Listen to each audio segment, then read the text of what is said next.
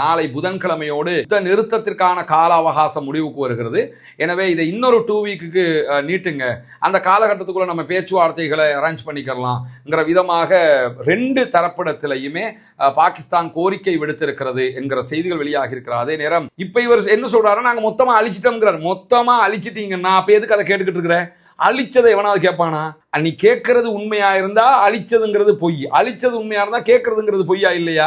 இன்றைக்கு ஈரானுடைய ஒரு கப்பல் மேல நேத்து நைட்டு அமெரிக்காவினுடைய போர்சஸ் இறங்கி இருக்கிறாங்க என்கிற செய்திகளை பென்டகன் அறிவிச்சிருக்கிறாங்க. ஒன்றும் முடியல, டொனால்ட் ட்ரம்ப்புக்கு சொல்லி கேட்க மாட்டாருன்னு தெரியும். அதனாலதான் ஈரானுக்கு இப்ப ஜெர்மன் போன்ற நாடுகளே சொல்ல ஆரம்பிச்சிருக்கு, தயவு செய்து நீங்களாவது கொஞ்சம் கேளுங்களேங்க, முடியாம இருக்குது, எல்லாம் பெட்ரோல் இல்லாட்டி என்னத்துக்கு ஆகுறது நம்ம அப்படின்ற மாதிரி ரொம்ப கெஞ்சி கூத்தாடி ஒரு அறிவிப்பை வெளியிட்டிருக்கக்கூடிய செய்திகளுக்கு மத்தியில தான்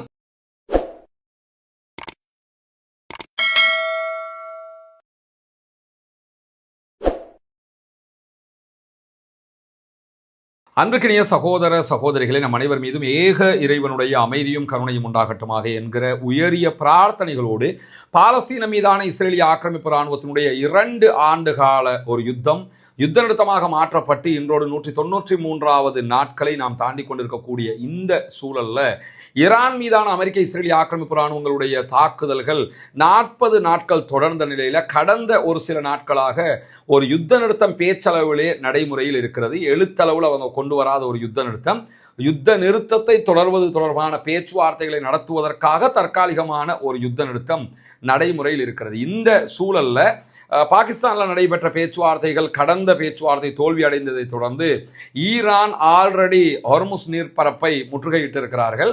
அதற்கு பிறகு ஈரானுடைய கப்பல்களை நாங்கள் முற்றுகையிடுகிறோம் என்று சொல்லி அமெரிக்காவும் ஹொர்முஸை நாங்கள் மூடுறோம் என்று சொல்லி மூடி வச்சிருக்கிறாங்க. இப்படியான பரபரப்பான சூழல்கள் நடந்து கொண்டிருக்கக்கூடிய இந்த நேரத்தில் பாகிஸ்தானுடைய தலைநகர் இஸ்லாமாபாத்துக்கு அமெரிக்காவுடைய டெலிகேஷன்ஸ் பேச்சுவார்த்தைக்காக வந்திருக்கிறார்கள். பேச்சுவார்த்தைக்கு கலந்து கொள்வதற்கு அவர்கள் வந்திருந்தாலும் இதுவரைக்கும் ஈரான் தரப்பிலிருந்து பேச்சுவார்த்தைக்காக யாரும் அனுப்பப்படவில்லை. அனுப்ப போகிறோம் என்கிற அறிவிப்பை கூட அவர்கள் விடாமல் இருக்கக்கூடிய காட்சிகளை தான் நம்ம பார்க்க முடிகிறது.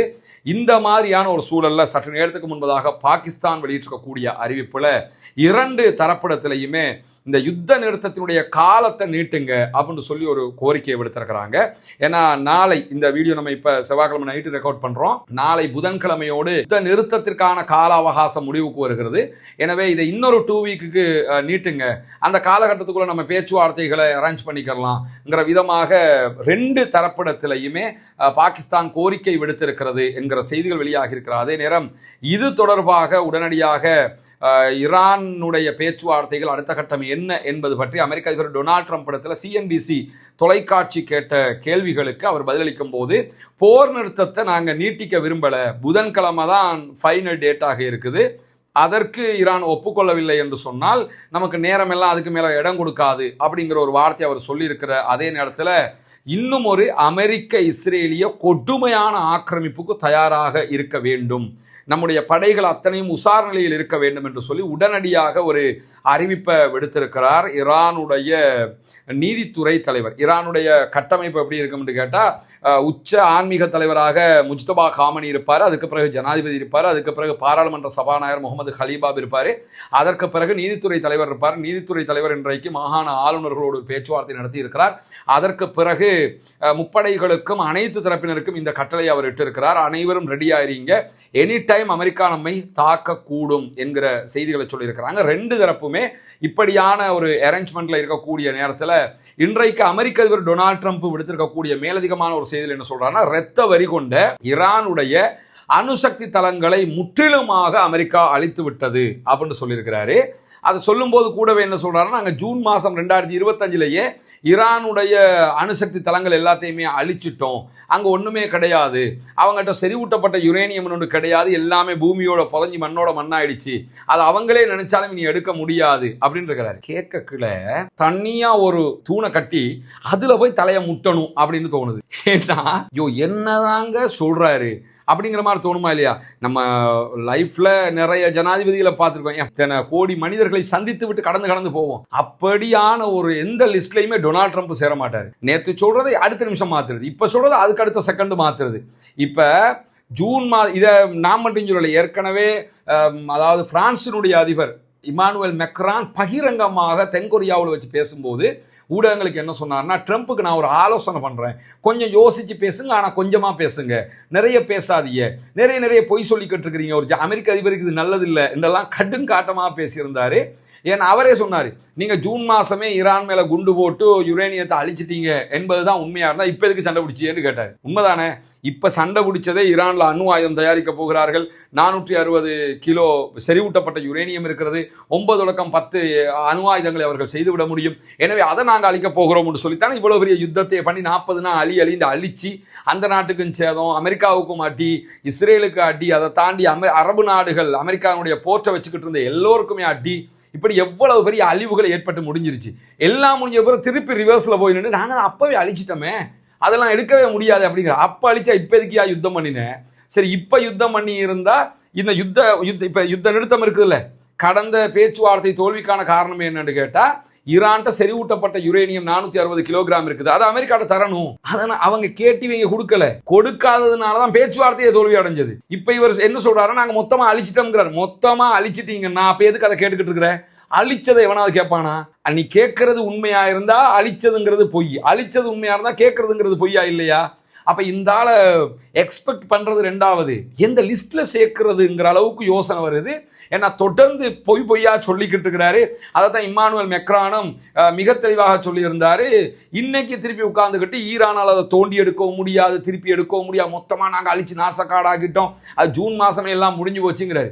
ஜூன் மாசமே முடிஞ்சு போச்சுன்னா இப்ப எதுக்கு யுத்தம், இனிமே எதுக்கு யுத்தம்? எல்லாம் முடிஞ்சு போச்சு, ஈரான் தோத்துடுச்சுன்னு அர்த்தமாயிருமே.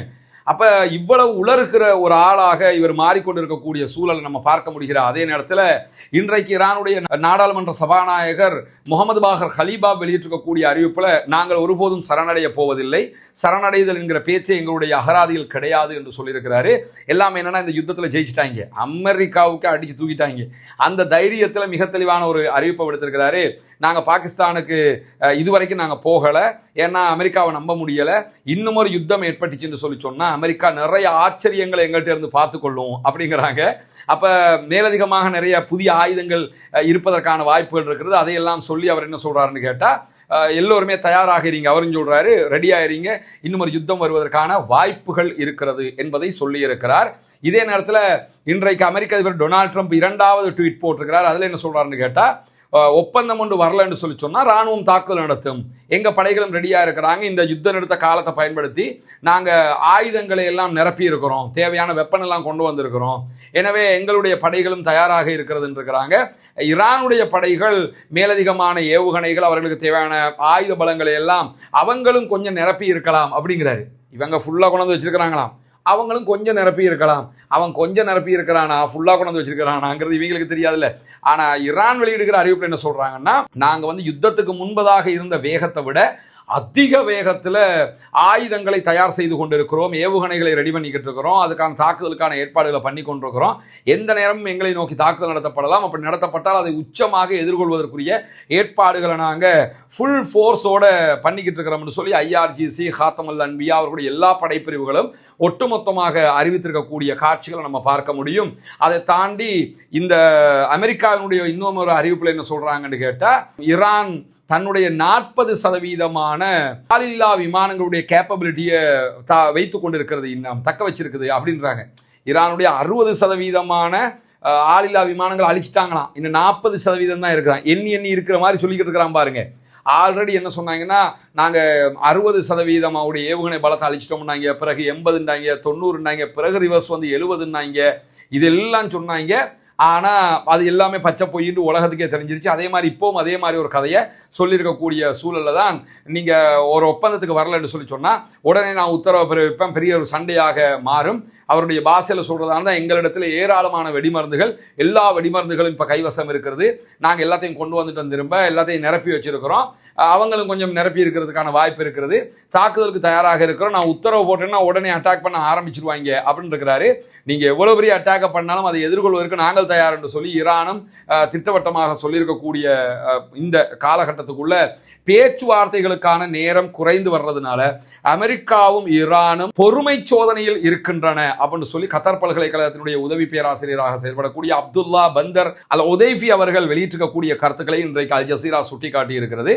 ஊடகமாக இது துறை சார்ந்த அறிஞர்களிடத்தில் அடுத்து என்ன நடக்கும் என்கிற ஊகங்களை எல்லாம் கேட்பாங்க. அந்த அடிப்படையில் தான் பேராசிரியர் அப்துல்லா பந்தர் அல் உதைஃபி அவர்கள் பேசுகிற நேரத்தில் என்ன சொல்றாருன்னா, அமெரிக்க அதிபருக்கு ஒபாமா செய்த ஒப்பந்தத்தை விட ஒரு பலமான ஒப்பந்தம் தேவைப்படுகிறது. ஏன்னா 2015 ஒபாமா ஐரோப்பிய யூனியன் எல்லாருமே சேர்ந்துதான் ஒரு ஒப்பந்தத்தை பண்ணினாங்க ஈரானோட. அந்த ஒப்பந்தத்தில் தான் ஈரானுக்கு சில விதிவிலக்குகள் கொடுக்கப்பட்டு அவங்க அடுத்த கட்டமெல்லாம் போனாங்க. இந்த ஒப்பந்தத்தை அமெரிக்க அதிபர் டொனால்ட் ட்ரம்ப் 2018 கேன்சல் பண்ணி நாங்கள் வெளியே போறோம்னு போயிட்டாரு. அதுதான் இவ்வளவு பெரிய விளைவுகளையே உண்டாக்கிருச்சு. இப்போ ஒபாமா செய்த ஒப்பந்தம் பிழையானது, நல்லது கிடையாதுன்னு சொல்லிட்டு தானே உடைச்சிட்டு போனாரு. இப்ப அவர் ஒரு ஒப்பந்தத்தை எதிர்பார்க்கிறார் ஈரான் இடத்துல. அந்த ஒப்பந்தம் எப்படி இருக்கணும்னா, ஒபாமா செஞ்ச ஒப்பந்தத்தை விட நல்ல சூப்பர் ஒப்பந்தமா இருக்கணும். ஒரு 20 வருஷத்துக்கு நாங்கள் யுரேனியத்தை தொடவே மாட்டோம் அப்படின்னு சொல்லி ஈரான் சொல்லணுங்கிறத அவர் எதிர்பார்க்கிறாரு.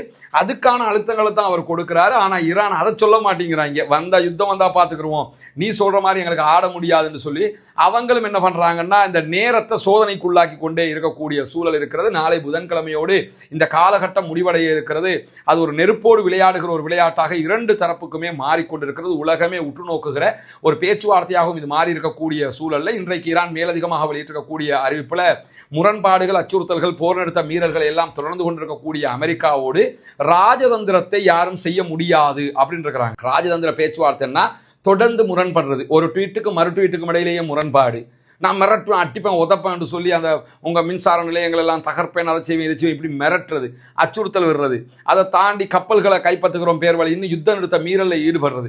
இந்த மாதிரி எல்லாம் பண்ணும்போது உங்களை நம்பி எப்படியா நாங்கள் வந்து ஒப்பந்தம் பண்ணுறது, அதனால உங்களை நம்பி வந்து ஒப்பந்தம் பண்ணுறதை விட யுத்தம் பண்ணுறது எங்களுக்கு மேலானது என்கிற விதமாக அவர்கள் இஸ்லாமாபாத்துக்கு தூதுக்குழுவை அனுப்பவில்லை. பங்கேற்பது தொடர்பான எந்த சமிக்ஞைகளையும் அவர்கள் கொடுக்கவில்லை. ஆனால் பங்கேற்க மாட்டோம் என்கிற நிலையையும் அவங்க அறிவிக்கலைங்கிறத கவனத்தில் கொள்ளணும். நாங்கள் பாகிஸ்தானுக்கு நீ வரவே மாட்டோம் அப்படின்லாம் சொல்லலை. இதுவரைக்கும் ஆள் அனுப்பலை. நாளை வரைக்கும் நேரம் இருக்கிறது. ஜேடி வான்ஸ் அங்கே தான் இருக்கிறாரு. அமெரிக்காவுடைய தூதுக்குழு பேச்சுவார்த்தைக்காக வந்திருக்குது. சில நேரங்களில் காலை ஆகும்போது, நைட் ஆகும்போது, நாளைக்கு ஒரு மதியம் ஆகும்போது கூட ஈரானுடைய விமானம் பாகிஸ்தானுடைய ராவல்பிண்டியில் போய் இறங்குவதற்கு வாய்ப்பு இருக்கிறது. பாதுகாப்பு ஏற்பாடுகள் எல்லாம் அதற்குரிய காரியங்களை எல்லாம் ஈரான் செஞ்சு தான் வச்சிருக்கிறாங்க பாகிஸ்தான். அப்போ இந்த மாதிரி நடப்பதற்கும் வாய்ப்பு இருக்கிறது. ஆனால் இந்த நிமிஷம் வரைக்கும் யாருமே டெலிகேஷன்ஸ் அங்கே போகலைங்கிறத திட்ட தெளிவான செய்திகளூடாக நம்ம பார்க்க முடிகிற அதே நேரத்தில் ஆசிய பசிபிக் கடற்பரப்பில் இன்றைக்கு ஈரானுடைய ஒரு கப்பல் மேலே நேற்று நைட்டு அமெரிக்காவினுடைய ஃபோர்ஸஸ் இறங்கி இருக்கிறாங்க என்கிற செய்திகளை பென்டகன் அறிவிச்சிருக்கிறாங்க.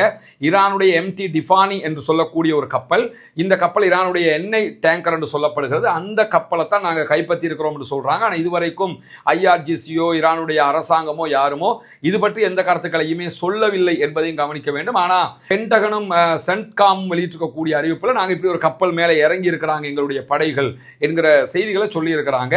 இதே நேரம் இன்றைக்கு கத்தர் வெளியிட்டிருக்கக்கூடிய அறிவிப்புகளில் கத்தருடைய வெளிவிவகார ஊடக பேச்சாளர் மஜித் அல் அன்சாரி இடத்துல கேட்கப்படுகிற ஒரு முக்கியமான கேள்வி, பேச்சுவார்த்தைகள் தொடர்பான உங்களுடைய நிலைகள் என்ன என்று கேட்கும் போது, ஈரான் அமெரிக்க பேச்சுவார்த்தைகளுடைய தோல்வி தொடர்பாக நாங்கள் எந்த கருத்துக்களையும் சொல்ல விரும்பல.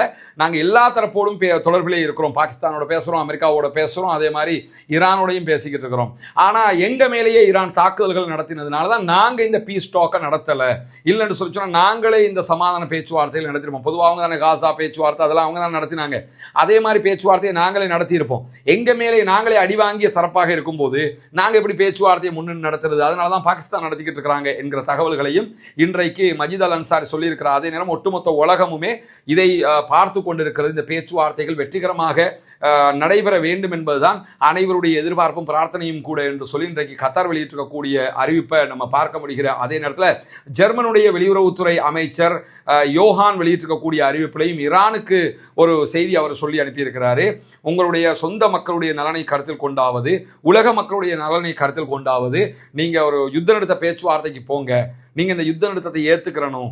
அது ஏன்னா ஒன்றும் முடியல, டொனால்ட் ட்ரம்ப்புக்கு சொல்லி கேட்க மாட்டாருன்னு தெரியும்.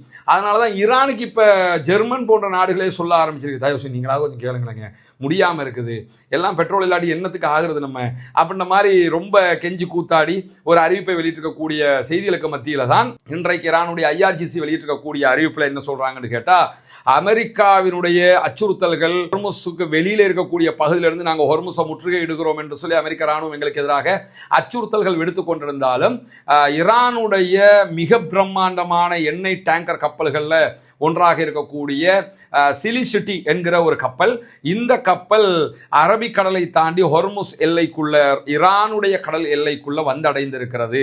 இதை வரும்போது ஒரு 6 மணி நேரமாக தொடர்ந்து அமெரிக்காவினுடைய ஃபோர்ஸஸ் வந்து நீ போகக்கூடாது, நாங்கள் உன்னை கைப்பற்றுவோம் பிடிப்போம்லாம் அறிவிச்சுக்கிட்டு இருந்தாங்க. அதையெல்லாம் மீறி IRGC களத்துக்கு வந்தாங்க. நேருக்கு நேராக அவங்கள மிரட்டலுக்கு இவன் பதில் மிரட்டலை கொடுத்து கப்பலை உள்ள கொண்டு வந்துட்டாங்க அப்படின்னு சொல்லி இன்றைக்கு அறிவித்திருக்கக்கூடிய காட்சிகளையும் பார்க்க முடியும். ஈரானுடைய மெஹர் நியூஸ் ஏஜென்சி இந்த செய்திகளை உறுதிப்படுத்தி இருக்கக்கூடிய சூழல்ல தான் இஸ்ரேலோட இருக்கக்கூடிய எல்லா ஒப்பந்தங்களையும் உடனடியாக ஐரோப்பிய ஒன்றியம் நிறுத்த வேண்டும், அதெல்லாம் விட்டு வெளியே வந்துடணும் அப்படிங்கிற கோரிக்கை ஸ்பெயின், அதே போன்று ஸ்லோவீனியா, அதே போன்று அயர்லாந்து ஆகிய நாடுகள் இன்றைக்கு ஐரோப்பிய ஒன்றியத்தில் ஒரு கோரிக்கையாக முன் வச்சிருக்காங்க. அதுக்கு அவங்க 2 காரணம் சொல்றாங்க. ஒன்று, லெபனானில் நடைபெறக்கூடிய சூழல்கள், இஸ்ரேல் எந்த ஒரு கட்டுப்பாடும் இல்லாமல் லெபனான் மேலே அட்டாக் பண்ணிக்கிட்டு இருக்குது, பாலஸ்தீனத்தில் யுத்த நிறுத்த மீறலை பண்றாங்க, வெஸ்ட் பேங்க்ல யுத்த நிறுத்த மீறலை பண்றாங்க, அதை தாண்டி பாலஸ்தீன அப்பாவிகள் மீது மரண தண்டனை சட்டம் என்ற ஒன்றை பாஸ் பண்ணி இருக்கிறாங்க. இதெல்லாம் ஏற்றுக்கிற முடியாது, இஸ்ரேலோட எந்த தொடர்பும் வைக்க வேண்டிய அவசியம் இல்லை, எல்லாத்தையும் கேன்சல் பண்ணுங்க அப்படின்னு சொல்லி ஒரு கோரிக்கை அவர்கள் முன்வைத்திருக்கக்கூடிய காட்சிகளையும் பார்க்க முடியும். பொறுத்திருந்து பார்ப்போம் என்னவெல்லாம் நடக்கிறது என்பதை. ஈரான் பேச்சுவார்த்தைக்கு போகுமா இல்லையா, போனால் எதையெல்லாம் பேச போகிறார்கள், இந்த யுத்தம் நிற்குமா இல்லையா என்பதை தாண்டி மீண்டும் ஒரு யுத்தம் ஆரம்பித்து விடக்கூடாது என்கிற பிரார்த்தனை அல்லாஹ்விடத்திலே முன்வையுங்கள். அப்பாவிகள் மீதான ஆக்கிரமிப்பு தாக்குதல்கள் உடனடியாக நிறுத்தப்பட வேண்டும். குறிப்பாக காசா, லெபனான், ஈரான் உள்ளிட்ட பகுதிகள் மீது இஸ்ரேல் நடத்துகிற, அமெரிக்கா நடத்துகிற அநியாய தாக்குதல்கள் முடிவுக்கு வர வேண்டும் என்கிற பிரார்த்தனைகளோடும் முழு மத்திய கிழக்கிலும் முழு உலகிலும் அமைதி திரும்ப வேண்டும் என்கிற பிரார்த்தனைகளோடும் ஆக்கிரமிப்பாளர்களுக்கு எதிராக தொடர்ந்தும் ஜனநாயக ரீதியாக குரல் எழுப்புவோமாக. அல்ஹம்துலில்லாஹி ரப்பில் ஆலமீன்.